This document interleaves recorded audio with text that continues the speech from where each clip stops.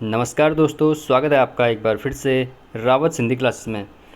तो दोस्तों, आज के सेशन में हम बात करेंगे उत्तराखंड प्राइमरी शिक्षक प्राथमिक शिक्षक भर्ती 2025 के बारे में। तो आपको पता है कि यहाँ पे उत्तराखंड में जो प्राइमरी शिक्षक के जो पोस्टें आई थी, लगभग 3000 पोस्टों पे यहाँ पे वैकेंसी आई थी।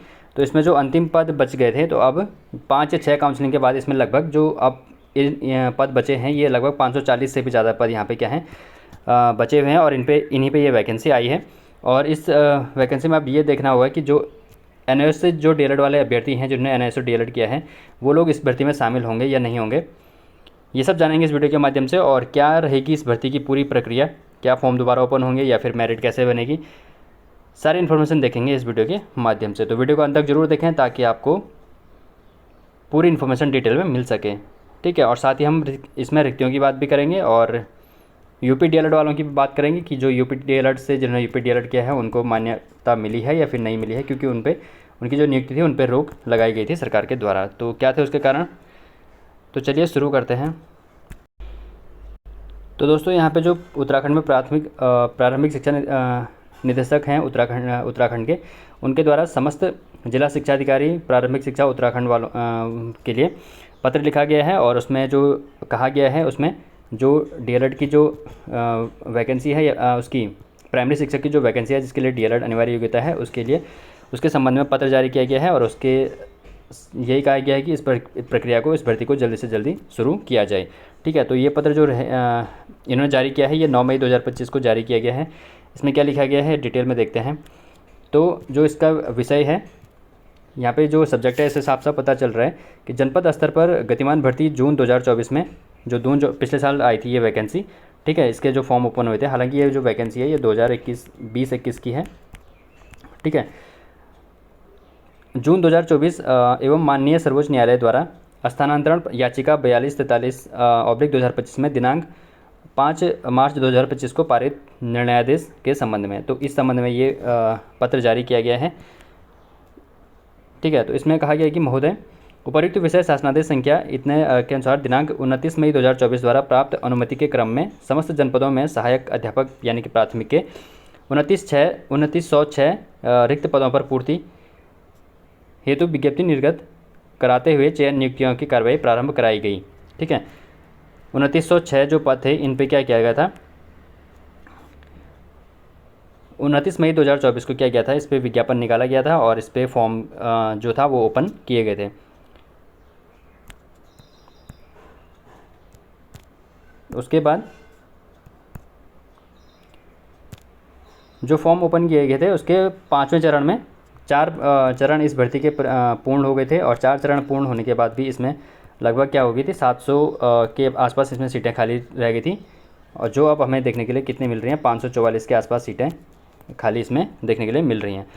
उसके बाद आगे इसमें कहा गया है कि 5वें चरण की काउंसलिंग की कार्यवाही संपादित कराए जाने की अवधि के दौरान एनआईओएस डीएलएड के संबंध में माननीय सर्वोच्च न्यायालय नई दिल्ली में योजित रिव्यू पिटीशन संख्या 4961/2024 में माननीय सर्वोच्च न्यायालय द्वारा सुप्रीम कोर्ट द्वारा दिनांक 10/12/2024 को 10 दिसंबर 2024 को निर्णय पारित किया गया, जिसके क्रम में कतिपय अभ्यर्थियों द्वारा प्रश्नगत भर्ती में सम्मिलित किए जाने हेतु माननीय उच्च न्यायालय उत्तराखंड में भिन्न भिन्न रिट याचिकाएँ आयोजित की गई थी, किंतु कुछ अभ्यर्थियों याचिकाकर्ताओं द्वारा रिट याचिकाएं माननीय सर्वोच्च न्यायालय में स्थानांतरित की गई, ठीक है। तो कई बच्चे उत्तराखंड हाईकोर्ट गए थे, उसके बाद कई बच्चे क्या गए थे, सुप्रीम कोर्ट में भी चले गए थे, जो एनआईओएस वाले थे, ठीक है।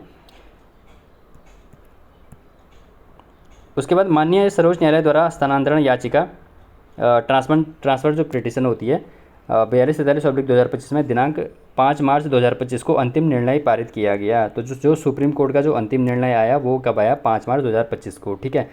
उसके बाद कहा गया है, लिखा गया है कि माननीय सर्वोच्च न्यायालय द्वारा सुप्रीम कोर्ट के निर्णय द्वारा पारित आदेश दिनांक 5 मार्च 2025 को जो इन्होंने आदेश दिया था का अनुपालन किए जाने हेतु शासनादेश संख्या इतने के दिनांक 15 अप्रैल 2025 द्वारा दिशा निर्देश प्रदान करते हुए निर्दिष्ट कार्रवाई समयांतर्गत पूर्ण करने के निर्देश दिए गए हैं।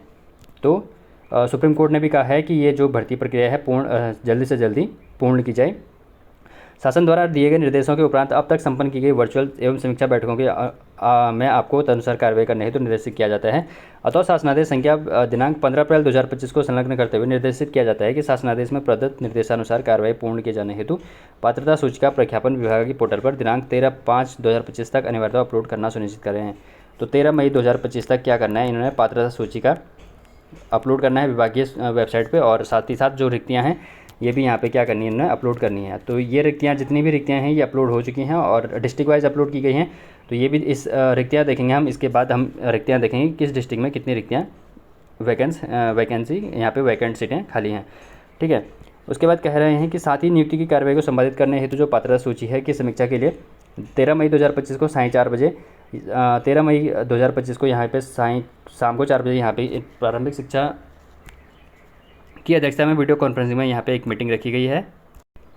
और उस मीटिंग में क्या निर्णय लिए जाएंगे कि सूचनाओं के साथ अनिवार्य रूप से प्रतिभाग करें, और इसमें ये सूचनाएं इन्हें लेनी है और प्रतिभाग करना है, और बैठक का जो लिंक है ये डिसाइड कर देंगे। इसमें इन्हें पहले नंबर पे क्या लेना है, पूर्व में जो निर्मित मेरिट सूची है जिसके आधार पर नियुक्तियाँ काउंसलिंग की गई, ये इनके बारे में देखना है। दूसरा, अब तक जो 20/12/2024 यानी कि 20 दिसंबर 2024 को इसकी लास्ट जो 5वीं काउंसलिंग हुई थी वो हुई थी प्राइमरी शिक्षक की। तो ये आपको पता है, ये संपन्न हो चुकी भर्ती के उपरांत श्रेणीवार, विषयवार और श्रेणीवार जो शेष रिक्त पदों की संख्या है इनका विवरण इन्होंने देखना है, और ये अभी हम देखेंगे वीडियो में। और तीसरा, जो NIOS DLED आवेदन पत्रों की निर्धारित पात्रता सूची, जो NIOS DLED से आवेदन किया है जिन्हें, उनकी पात्रता सूची देखनी है, और पूर्व निर्धारित पात्रता सूची में NIOS DLED अभ्यर्थियों को सम्मिलित करते हुए संशोधित पात्रता सूची। ठीक है, तो NIOS DLED के जिन बच्चों ने पहले फॉर्म भरा है उनकी बारे में यहाँ पे देखना है कि कितने लोगों ने वहाँ पे फॉर्म अप्लाई किया है। और ये पत्र किसके द्वारा भेजा गया है, ये भेजा गया अजय कुमार नौडियाल जी, जो निदेशक है प्रारंभिक शिक्षा उत्तराखंड के। ठीक है, तो इनके द्वारा ये पत्र भेजा गया है। तो इसमें साफ साफ इन्होंने स्पष्ट किया है कि जो NIOS के जो अभ्यर्थी हैं सुप्रीम कोर्ट में जो गए थे और जिन लोगों ने फॉर्म भरा था उनको इसमें क्या किया जाएगा, शामिल किया जाएगा। तो जो लोग कह रहे थे कि NIOS को शामिल किया जाएगा या नहीं किया जाएगा, तो साफ साफ इन्होंने बताया कि NIOS वालों को भी, NIOS से जिन्होंने DLED किया है उनको यहाँ पे शामिल किया जाएगा, इन्होंने साफ साफ यहाँ पे बता दिया है। ठीक है, और उनके आधार पर यहाँ पे क्या लगेगी, एक संयुक्त मेरिट लगेगी जिसमें UK DLED या फिर UP DLED जहाँ से भी जो NCTE से जो DLED वाले हैं, संयुक्त जो मेरिट लगेगी वो पहली मेरिट NCTE से अप्रूव्ड जिन्होंने DLED किया है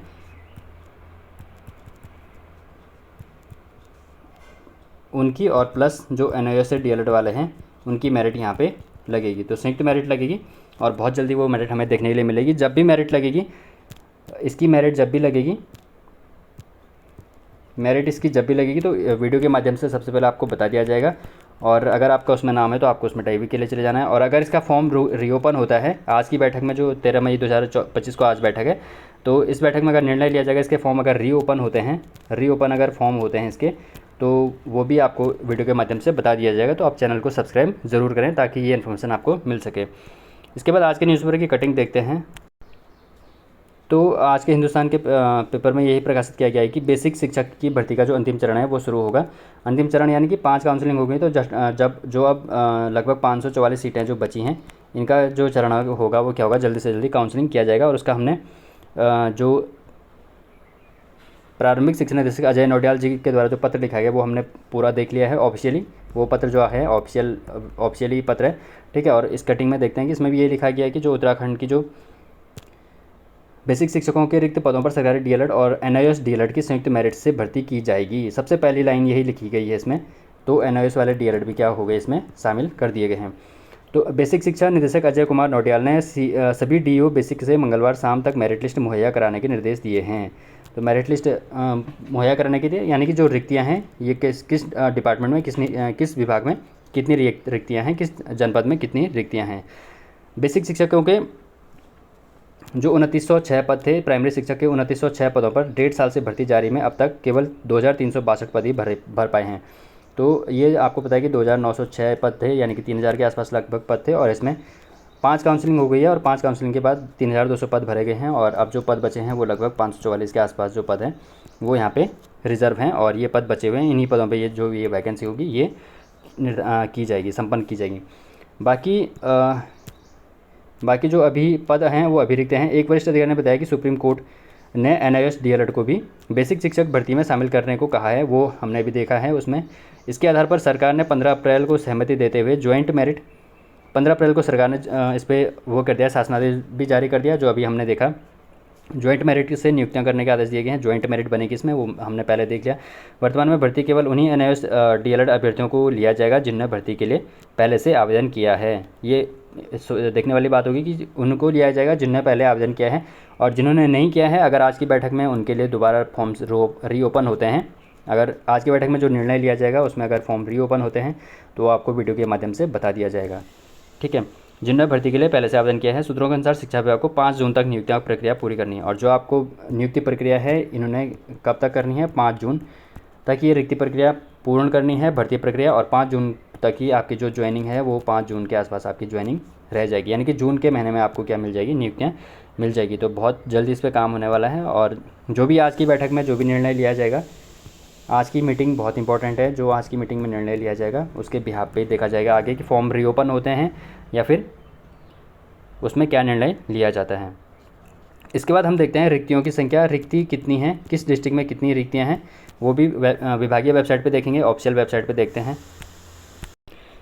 एक तो जो ये वाला चार्ट है, ये जो सोशल मीडिया पे जो वायरल हो रहा है, ये आपने चार्ट देख लिया होगा फेसबुक पे या फिर व्हाट्सएप पे आपने देख लिया होगा कि 1 फरवरी 2025 को RTI से प्राप्त आंकड़ों के आधार पर जो उत्तराखंड में प्राथमिक विद्यालयों में शिक्षकों के रिक्त पद हैं उनका विवरण है इसमें, और इसमें कुमाऊं मंडल अलग दिया गया है और गढ़वाल मंडल यहाँ पे अलग दिया गया है।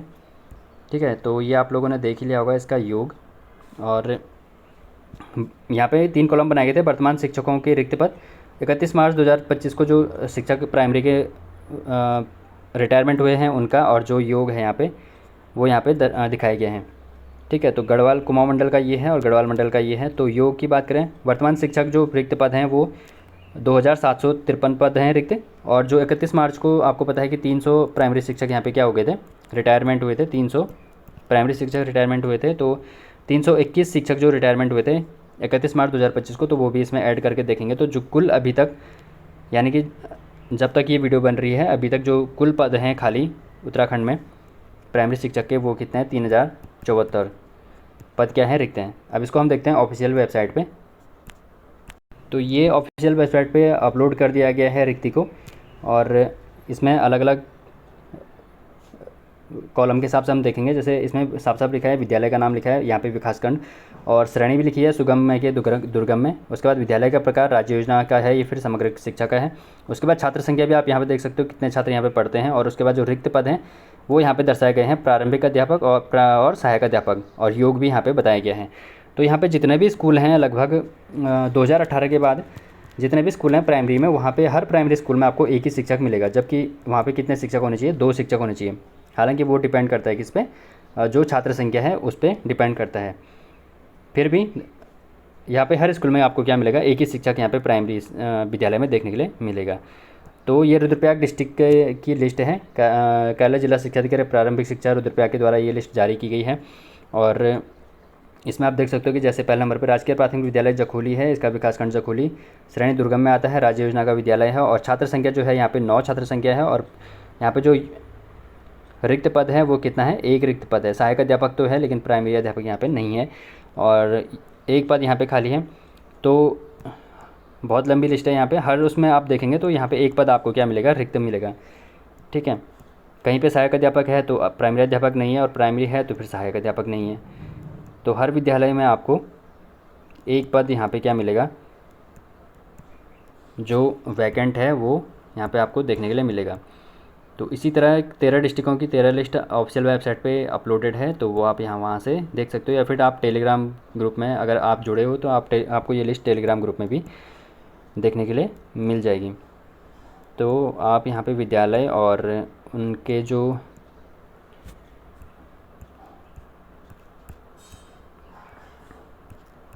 विकासखंड हैं और जो उनमें सीटें खाली हैं उसके हिसाब से आप देख सकते हो।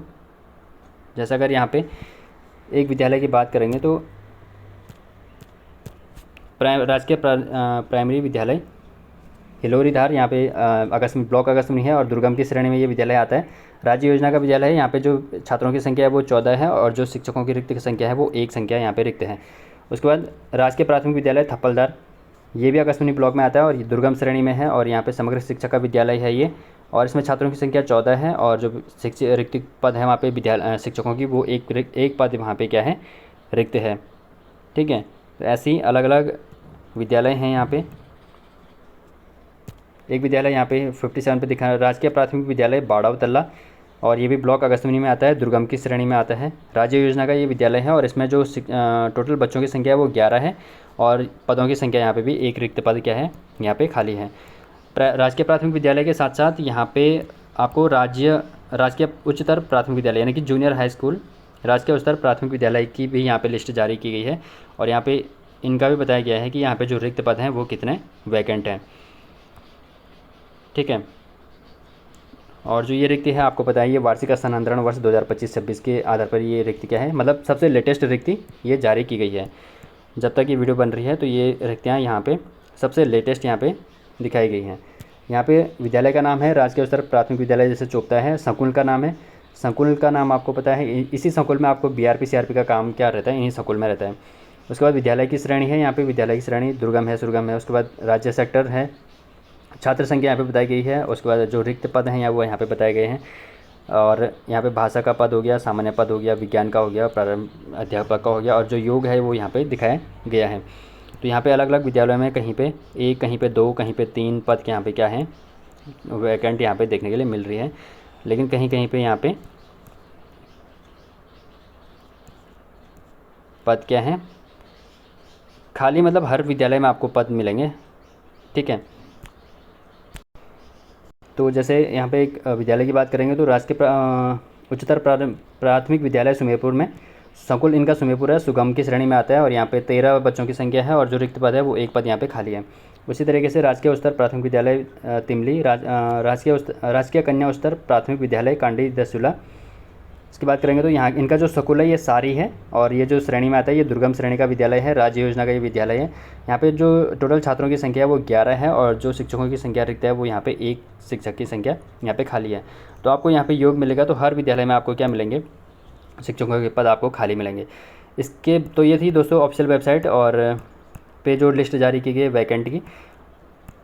अगर आप इस लिस्ट को देखना चाहते हो तो आप टेलीग्राम ग्रुप से जुड़ सकते हो। वहाँ पर टेलीग्राम ग्रुप में जो अलग अलग डिस्ट्रिक्टों की लिस्ट है वो वहाँ पे सेंड कर दूंगा। टेलीग्राम ग्रुप का लिंक वीडियो के डिस्क्रिप्शन बॉक्स में दिया जाएगा। और इसके बाद बात करते हैं कि जो यूपी से जिन्होंने DLED किया था वो DLED यहाँ पे वैलिड है या नहीं है। तो यूपी से DLED करने वालों को अभी तक सरकार ने नियुक्ति नहीं दी है, उस पर विचार है, क्योंकि यूपी से DLED करने के लिए आपको क्या चाहिए, यूपी का डोमिसाइल होना आवश्यक है। तो एक अभ्यर्थी के 2 डोमिसाइल कैसे हो सकते हैं, अगर वो यूपी से DLED करता है तो यूपी का डोमिसाइल भी और उत्तराखंड का भी। तो यहाँ पे यही बताया गया कि जो 184 पद हैं, हरिद्वार की कटिंग है ये। तो राजकीय प्राथमिक विद्यालय में सहायक अध्यापक के 184 रिक्त पदों पर पिछले साल जून में भर्ती की प्रक्रिया शुरू की गई थी और जो इसमें आवेदन किए गए थे, इसमें बताया कि इसमें काउंसलिंग के बाद चयनित अभ्यर्थियों की विद्यालयों में तैनाती दी जानी थी, लेकिन अब तक उत्तर प्रदेश से पढ़ाई करने वाले अभ्यर्थियों की नियुक्ति पत्र नहीं दिए गए हैं। अब सहायक अध्यापकों के पदों पर यूपी से पढ़ने वाले अभ्यर्थियों को अध्ययन करने की आस जग गई है। जिला शिक्षा अधिकारी आशुतोष भंडारी ने बताया कि उत्तर प्रदेश से पढ़ाई करने वाले अभ्यर्थियों को तैनाती देने के लिए अब चयनित सहायक अध्यापकों को नोटिस जारी कर जवाब मांगा गया है। दस्तावेजों के साथ जवाब आने के बाद शासन के निर्देश पर शिक्षकों की नियुक्ति दी जाएगी। ठीक है, अब उनसे पूछा, पहले उनको नोटिस दिया जाएगा कि उन्होंने कैसे वहाँ पर पढ़ाई की और उसके बाद जो भी निर्णय लिया जाएगा वो बाद में देखा जाएगा। तो यहाँ पे यूपी से DLED करने वालों को नियुक्ति मिल भी सकती है और नहीं भी मिल सकती है, ये डिपेंड करेगा सरकार पे। ठीक है, जो भी वहाँ पे निर्णय आएगा। तो दोस्तों यही था इसमें आज की वीडियो में प्राइमरी शिक्षा की जो अपडेट थी, ये आज की वीडियो में यही था। इसके बाद आज की बैठक है, तो जो भी आज की बैठक में निर्णय लिया जाएगा, अगर फॉर्म इसमें रीओपन होते हैं तो कब रीओपन होंगे और कैसे आपको जो फॉर्म है वो कहाँ से मिलेंगे, जो भी होगा उसकी जो डिटेल इन्फॉर्मेशन होगी वो आपको चैनल के माध्यम से दी जाएगी, इसलिए आप चैनल को सब्सक्राइब ज़रूर कीजिए। ठीक है, तो दोस्तों आज की वीडियो में इतना ही।